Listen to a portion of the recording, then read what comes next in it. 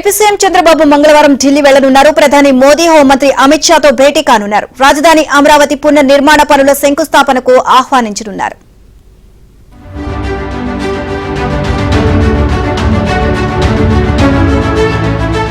అమరావతికి మహర్దశ రాబోతోంది.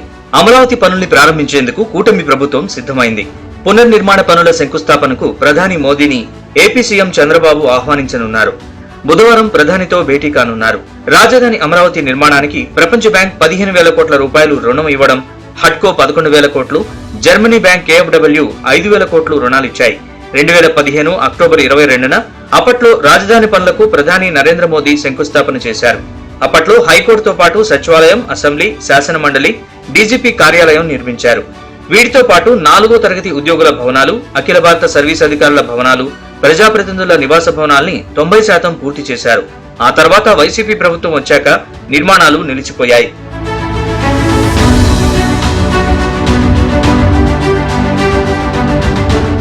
కూటమి ప్రభుత్వం అధికారంలోకి వచ్చిన వెంటనే ప్రధాని మోదీతో సీఎం చంద్రబాబు మాట్లాడారు. ప్రపంచ బ్యాంక్ రుణం ఇప్పించాలని కోరారు. దీంతో ప్రపంచ బ్యాంక్ అధికారులతో కేంద్రం సంప్రదింపులు జరిపింది. అమరావతి నిర్మాణానికి రుణం ఇవ్వాలని కోరింది. ఆ తర్వాత 15,000 కోట్ల రూపాయల రుణాన్ని ప్రపంచ బ్యాంక్ మంజూరు చేసింది. హడ్కో, జర్మనీ బ్యాంక్ KfW కూడా రుణం మంజూరు చేశాయి. ప్రధాని జోక్యంతో ఈ రుణాలు మంజూరు కావడంతో వెంటనే టెండర్లు పిలిచారు. లెటర్ ఆఫ్ అగ్రిమెంట్లను కూడా ఇచ్చేందుకు ఆమోదించారు. నిర్మాణ పనులకు శంకుస్థాపన చేసేందుకు ప్రధానిని ఆహ్వానించాలని నిర్ణయించారు. ఇందులో భాగంగానే ప్రధానిని ఆహ్వానించబోతున్నారు.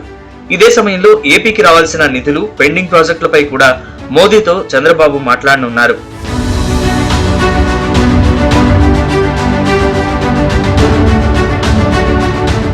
మరోవైపు బిల్ గేట్స్ ఆధ్వర్యంలో మెలిండా ఫౌండేషన్ తో ఏపీ ప్రభుత్వం అవగాహన ఒప్పందాన్ని కుదుర్చుకోనుంది.